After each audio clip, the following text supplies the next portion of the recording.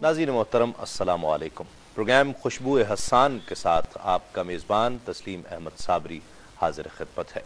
ये प्रोग्राम आपके इल्म में है कि नात रिसालत मआब सल्लल्लाहु अलैहि वसल्लम के साए में उन शोरा के ताल्लुक़ से कि जिन्होंने आका अलैहिस्सलातु वस्सलाम की नात को अपना शिआर बनाया और हुज़ूर नबी करीम सल्लल्लाहु अलैहि वसल्लम की मदह उनका शिआर रहा है, उनके ताल्लुक़ से उनकी ज़िंदगी के हालात, उनके कलाम के महासिन और उनके कलाम के असरार रमूज़ जानने के लिए और आपकी खिदमत में पेश किए जाते हैं, गुफ्तगू की जाती है और उनके कलाम भी उन शोरा के हम आपकी खिदमत में पेश किया करते हैं। आज जिस बहुत ही मारूफ शायर का इंतखाब किया है इस प्रोग्राम के लिए, वो बहुत ही मारूफ नाम है और बहुत कम लोग हैं ऐसे कि जिन्होंने अच्छा शेर भी कहा हो और मारूफ भी हुए हों, मकबूल भी हो गए हों। मुनव्वर बदायूनी साहब। जिसे चाह दर पे बुला लिया, जिसे चाह बना लिया।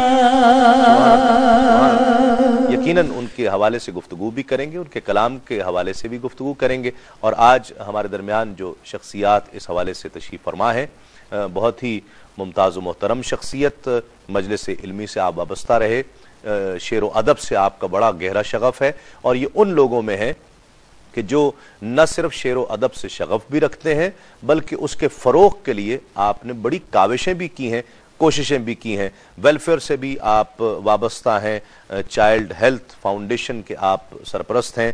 जनाब अज़हर अब्बास हाशमी साहब हमारे साथ तशरीफ़ फरमा हैं।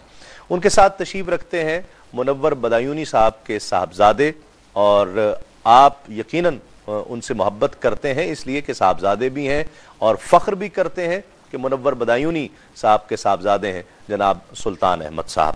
उनके साथ तशरीफ़ रखते हैं मुमताज़ व मारूफ, खुश आवाज़, खुश अंदाज, खुश गुलू सना खां, आपके पसंदीदा जुल्फ़कार अली। अस्सलाम वालेकुम। तीनों अहबाब का बहुत शुक्रिया, आप तशरीफ़ लाए और इस प्रोग्राम को रौनक बख्शी।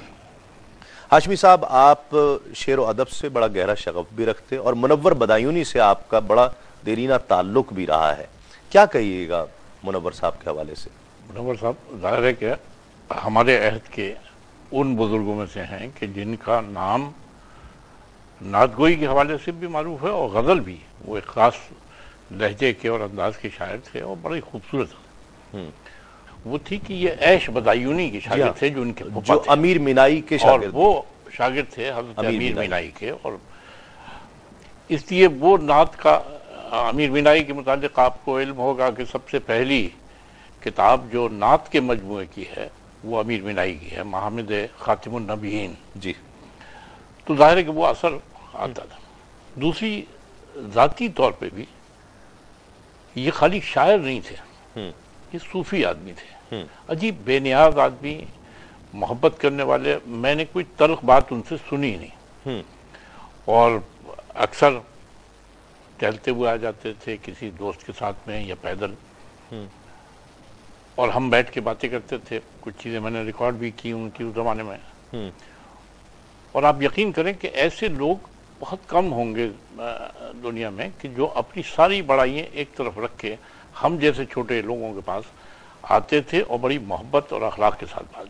वाह, ये वस्फ है, अल्लाह ताला की देन है। और ये बग़ैर अंदर की तत्हीर के, जो साहब कहा करते हैं कि इंसान को इंसान बनाने के लिए दो चीज़ों की ज़रूरत होती है।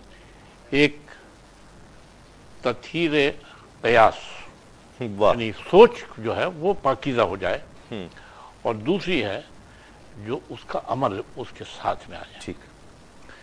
तो उसको कहते हैं जोश साहब के लफ्ज़ों में तहज़ीब हवास। वाह, जो आपके हवास है। तो तत्हीर क़यास और तहज़ीब हवास के पैमाने के ऊपर अगर आप देखें तो वो उन लोगों में से थे कि जिनके मुतालिक हम यकीन के साथ कह सकते हैं कि वो पसंदीदा बंदे थे।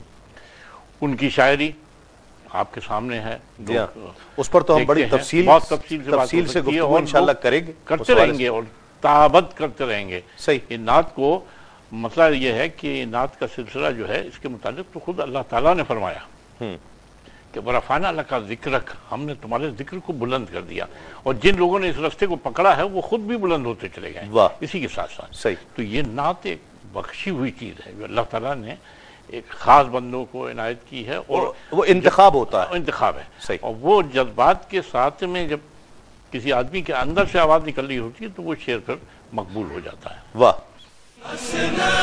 جميع خصاله صلوا